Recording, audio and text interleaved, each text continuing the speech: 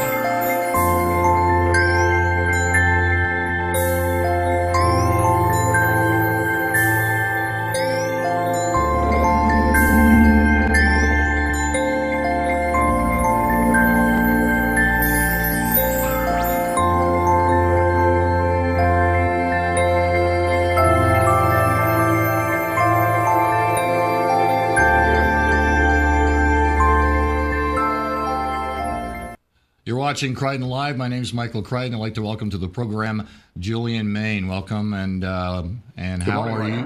You're obviously in the throes of getting into that tunnel that leads to Fringeopolis, the 30th Edmonton International Fringe Theatre Festival, August 11th to 21st of this year.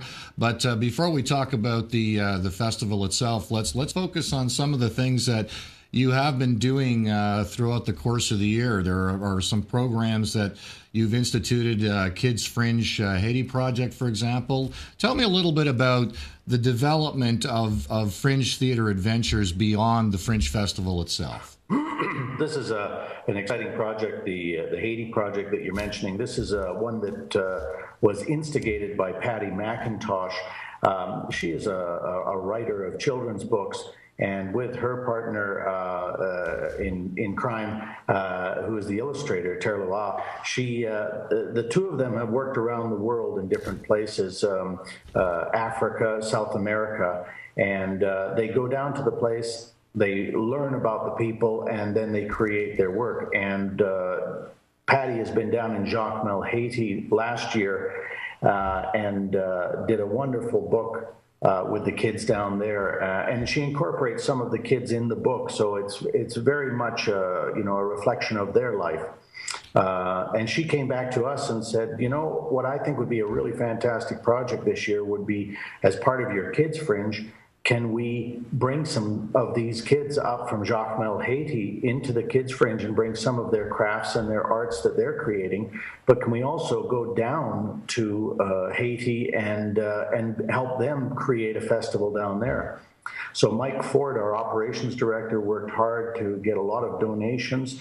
A lot of companies around town donated materials and equipment and tools. They just come back from Haiti. Patty's still down there, but they built a stage. They work with the kids, and they'll be creating their own stuff down there now. And in August, the kids come up and be part of our festival up here. So very excited about it. Partially funded by the Edmonton Arts Council, and I think it's just going to be a wonderful addition to a 30th anniversary Fringe Festival. Yeah, but if you can call up my laptop, there's a picture there from, it's actually part of a video as well. Now, it says here in the information that 10 young artists will perform folk stories in vignettes during the Kids Fringe. How many children are involved in the program down there, do you know? Far more than what are coming up, of course. There'll be about 10 coming up, but it is sort of a whole school area, so there's far more than 10, and there's all their leaders and so on and so forth. You can imagine at the moment, Mike Ford, our operations director, says that even in Jacmel there is a lot of destruction, and nothing is really a regular day. They're trying to make as best they can out of the life that they've got at the moment while they try and rebuild that country.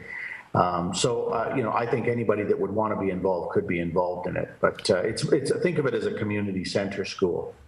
Well, it's pretty clear that Kids Fringe is really a growing concept. Now, you have the Kids Fringe Youth Troupe. How many kids came out for the auditions? Would you be able to tell me? I can imagine you must have had a ton of them. There's a lot of kids that come out for that, and we are only able to take about 10 or so, and they're a fantastic troupe. This is a new idea that we started a couple of years ago. The youth troupe.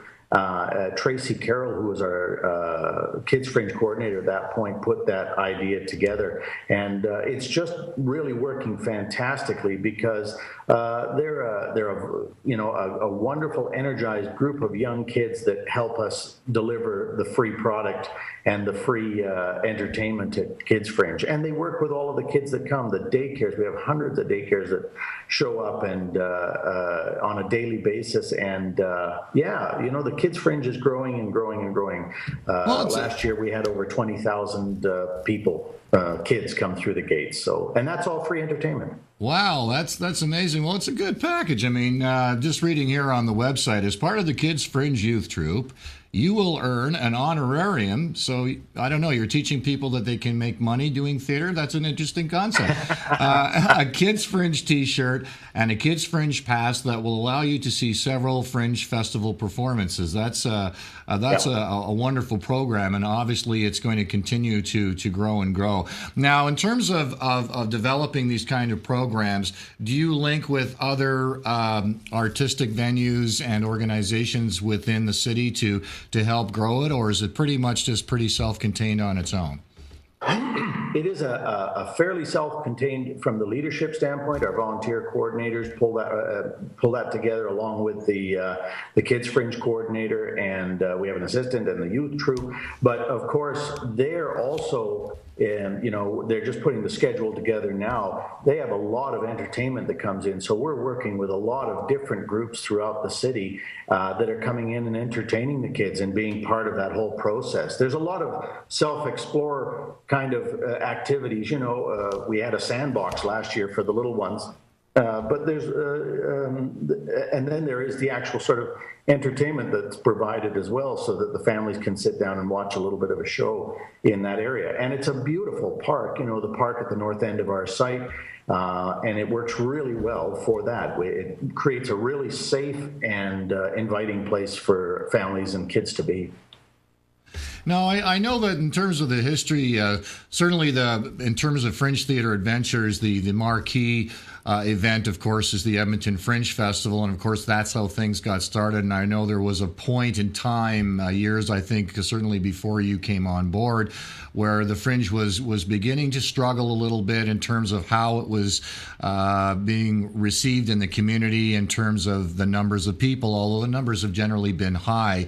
Was it the development of these other programs that did you feel it was necessary in order to recapture some of the magic that the Edmonton Fringe Festival had in previous years, and then that would lead to growth?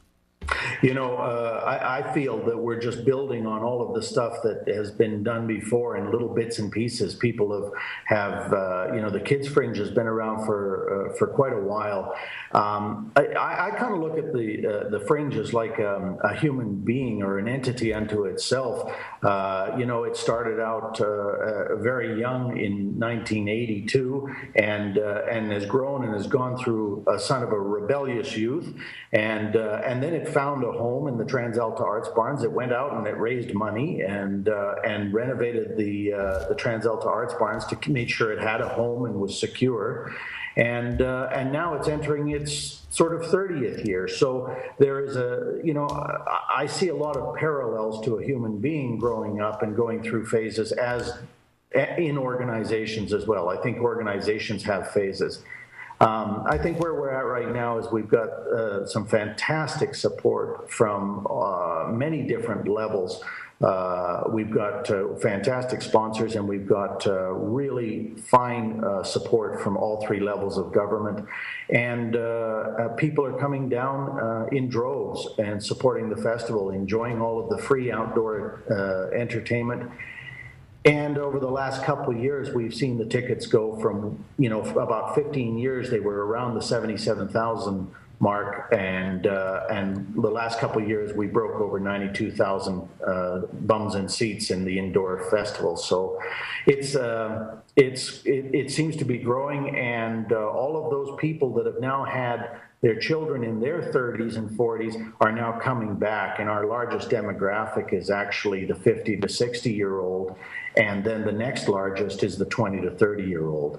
So it's a fascinating festival. It seems to serve so many things for so many people.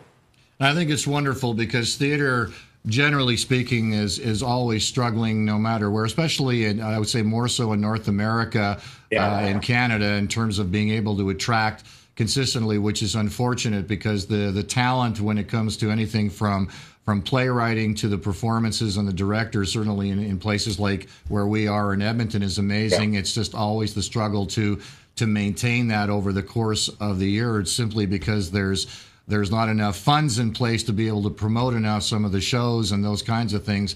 So the Edmonton Fringe Festival kind of keeps it alive. But I'm glad to see, too, that the programs have been expanded in terms of the course of the year. Now, what programs do you have over the course of the year now that you've developed, and where are you seeing some success with those? Yeah, we actually, we have a sort of a three-legged stool here. One is the festival, which is our major thrust, which we'll begin planning the next festival in September, October time. We start taking applications. This year we had 470 applications come in to be part of this festival from all over the world. Wow. And that starts in September. We have our lottery in November, and then we're into it. We're planning, and getting ready for the next August. While that's going on, we're also operating the TransAlta Arts Barns, which is a city-owned building that we lease and fundraise to renovate, and it's a wonderful community arts center. It has studios. We have a resident dance company here, and we have 2 theaters, and that takes a lot of work to keep that going, keep it maintained, and we have over 100 clients that rent on a yearly basis. So we're renting a facility, and we're dealing with all of those people and making sure that their shows and their activity is successful. And then on top of that, we're also pulling together a presentations throughout the year. And traditionally, this organization has been very much focused on theater for young children, and that continues through the year. So, next year we'll have Concrete Theater performing. We'll have Alberta Opera, a company that we've had year after year, and we're just trying to form as many partnerships as we can with the theater community. And we've got a fantastic facility, and they've got fantastic work, and I'm just trying to bring those 2 things together. I'm talking to Julian Mayne, the Executive Director of Fringe Theatre Adventures. He has been at the helm since 2006. And when we come back, we're going to talk a little bit more about Fringeopolis itself. It's quite a program and package that they've got put together for August. In the meantime, let's take a look back at the Fringe Festival from last year. Here's a quick review on video for you. Watch this. That is clearly not the response I would expect for a Saturday afternoon at the Edmonton Fringe Festival at the Edmonton Journal stage. The Edmonton Fringe is by far the biggest festival in Canada of its kind. It's huge. It's got a huge number of plays, but it's also got a huge number of people that come and don't even see plays. They just walk around the festival. They bring their kids. In this festival of open invite theater where people can come and do whatever they want and however they want to do it and try and attract as much audience as they can. People come and see 10, 20, 30 shows, and this is very unique in the world. We're taking a chance on new artists, supporting them and seeing some of the new work that comes out of our local community as well as our national and international talent. Actually quite an honour as an Australian. I was kind of researching the festival. I was like, I had no idea that it was the second biggest of its kind in the world, and that it's like, it's extremely well known worldwide. Well, first of all, there's the Fringe for the kids, families, right? There are comedies, dramas. My name is Sheila Dancer. This is Mark Pachala, and we're from Phoenix, Arizona. The selection of shows that we had to pick from was amazing, and so far so good. We've really enjoyed our time here. I personally have met people from Edinburgh, Scotland in lining up for theatre tickets, which is fascinating because people from Edinburgh know all about the Edmonton Fringe Festival. They have the world's largest Fringe Festival, and they know all about our Fringe Festival. There's performers from Germany, from Sweden, from the UK, from Australia. Yeah, it's a very multicultural festival. There's something for everybody. You do me proud. Think I might need that hat off. Yeah, I come from a very small, obscure part of Canada called Australia. I'm a solo performer. I'm very, very physical. I mix dance with story and comedy. Well, there's a myth that Canadians are incredibly polite, and I have to tell other Australians that's absolutely true. Yeah, it's Canada. It's a very nice country, and Edmonton is a very nice place to live. It's very nice people here, very friendly. Come and check out the Fringe Festival next year. It's going to be awesome. You have something you need to see, and it's at the Edmonton Fringe Festival.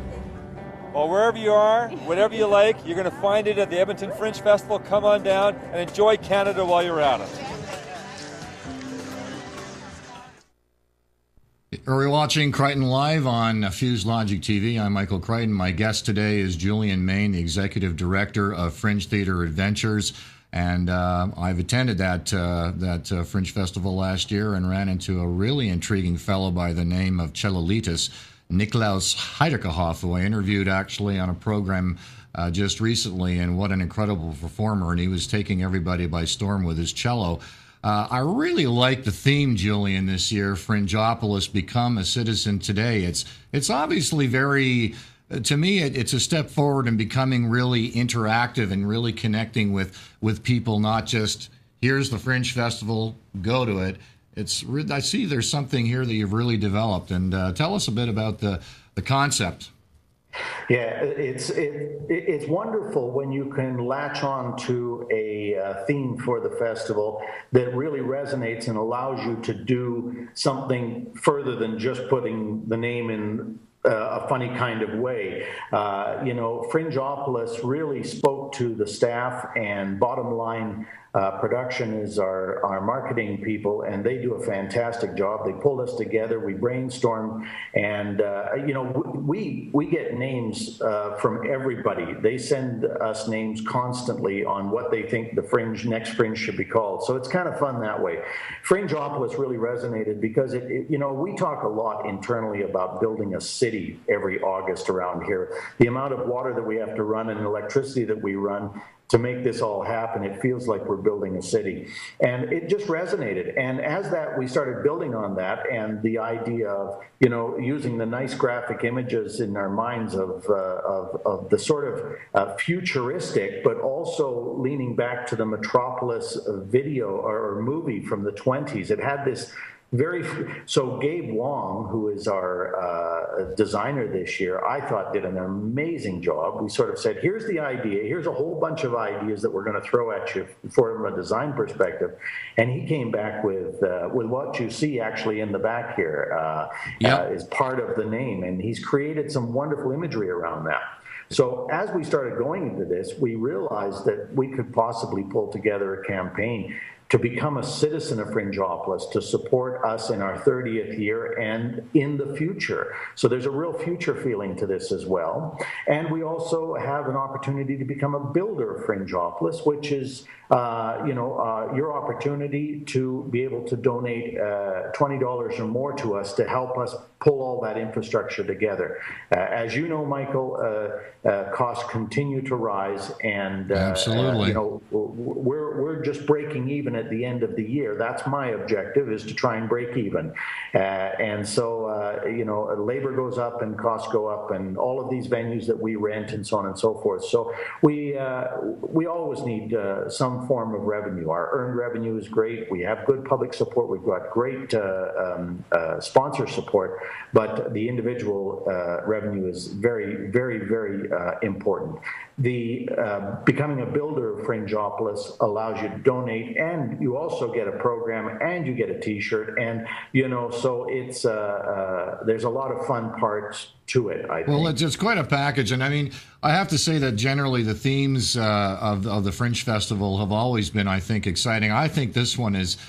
I think this one really is almost at the top of the list in terms of its creativity and its concept. It's wonderful graphics. I just love the graphics, but I love the concept and some of the benefits in becoming a citizen. So I'm encouraging any of you out there to go to fringetheateradventures.ca or fringetheater.ca. It'll get you to the same place.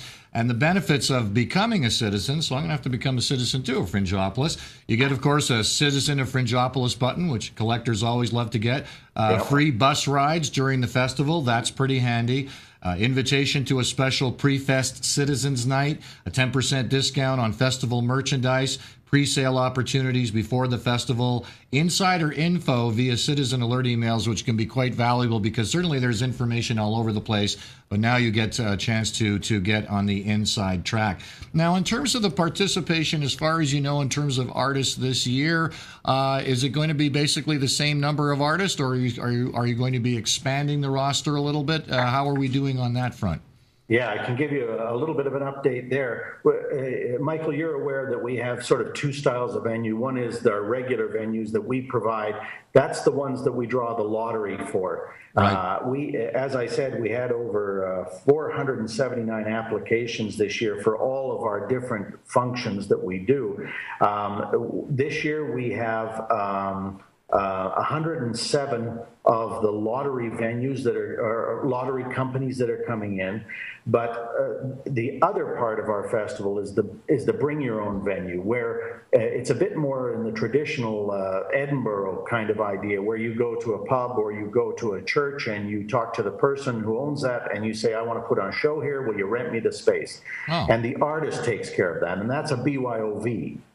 Excellent. And those are growing exponentially in the Strathcona area and around the city. Over the last few years, we've had them up on 118th Avenue. One of the most successful venues last year was on Jasper Avenue at the New City. This year, we've got the Edmonton Library is being used. Again, back up on 118th. But we have 72 companies that are doing a bring your own venue. That's amazing. And I mean, it's wonderful to be able to let the community become part of the development that way. So it's a real immersion, if you will. It is. And you know what the fascinating thing about this is that as this begins to develop, now we're seeing national and international artists finding venues to come because they want to be part of this festival. So we have over 180 different shows that are happening in those indoor venues. That's a staggering number of shows. It's, well, is the Edmonton Fringe Festival, at least I've heard this before, I don't know if it's the current ranking, but are we the largest Fringe Festival in the world? No, we're certainly the largest in North America, but Edinburgh has quite a few years on everybody. They started in 1947, right? And just to give you a bit of an example, we do 92,000 tickets for the 11 days. Edinburgh Festival, which is also not just the Fringe Festival, but a complete arts festival of all forms throughout that city. So they have two festivals running at the same time, and they're putting through about 66,000 tickets a day. My goodness. Yeah, that's the next amazing. The next largest in the world would be Edinburgh, and then I think we're probably coming up there right after that. But we're certainly the largest in North America. It's taken a long time for these things to develop. Well, absolutely. The story back with Brian Paisley and Summerfest, and all of our festivals like the Folk Fest and the Street Fest. They all started around the same time with that money from Summerfest. And it's just all of them are growing slowly, and it's kind of neat that it started here in Edmonton. I think it's fantastic. Well, it is, and it's incredibly important, because when we think of the struggle that we have in terms of Alberta trying to promote itself around the world, and it's always a challenge. We can never underestimate the value of the power of the Edmonton Fringe Festival, not in terms of just attracting people here, but also what it does when they go back to where they come from. People like, for example, Nicholas Heiderkerhoff, who's a cellist out of Berlin. I mean, there's the message getting out about Alberta and Edmonton through artists like him around the world, and certainly in terms of the programming that we're doing at Fuse Logic TV, this is our opportunity to try and start and make that international connection. Maybe we're about to wrap up here, but one last question. How's it going with the volunteer staffing? You're getting tons of applications, more than you can use, or do you need to put a call out there? The history of the volunteers is that they're a fantastic core that always return back to the festival, and we're so thankful for that. I can tell you, when I step outside and look at all of those people, I think to myself, thank goodness we have all of these people that are willing to help us, because it would be terrible if we didn't. But at the moment, we're a little bit ahead on our applications, but we haven't got enough and we're always, just trying to keep pace. And then at the last minute, we seem to have a big flush of people that come in. But if you'd like to volunteer, by all means, go on our website and fill out an application. We would love to have you. Christina Silva is our volunteer manager this year, and she's doing a fantastic job. I think we're aiming for about 1,100 volunteers, somewhere in there. Wow. And I think we're sitting around 600, somewhere in there at the moment. So, well, you're on pace. Sounds like you're well on pace to it. And just to remind people that if you do want to volunteer or get information about Fringeopolis, becoming a citizen, it's a great little package. Also, be sure you get caught up on the information around the Kids Fringe. It's all on their website at fringetheateradventures.ca. Fringeopolis comes to Edmonton. Will be born again in Edmonton, August 11 to the 21st this year. So be sure you become a citizen and enjoy the many shows that. And I enjoy the buskers. As a matter of fact, we're gonna end the program with a performance by Nicholas Heiderkerhoff. He was performing outside with his cello, and absolutely amazing artist. And I know what is unfortunate is that he may not be able to bring his 140-year-old cello Umbra, because the cost to transport the instrument apparently are going up amazingly when it comes to air travel. But of course he would still come, and obviously he would rent a cello, or maybe we can find a cello between you and I, Julian. We know a few people. Maybe we can find him something kind of adorable that he can play. My guest has been Julian Mayne, the Executive Director of Fringe Theatre Adventures. Again, Fringeopolis is August 11th to 21st. You can find out everything that you need to know at fringetheateradventures.ca. Julian, I really appreciate you taking time from your very busy schedule to join us here on Kryton Live. Thanks very much, Michael, and thanks to Fuse Logic for all of their support and all of their interest in our festival. Much appreciated. We will be there, and we're going to try and connect with the artists and have them on our program so that we can continue to stir the artistic pot as much as we can. And let's end the program fittingly with my favorite selection from the Fringe last year, 2010. Again, thanks to Julian Mayne and to Fringeopolis. This is Nicholas Heidergehoff, otherwise known as Cellullitis, and this was his performance last year.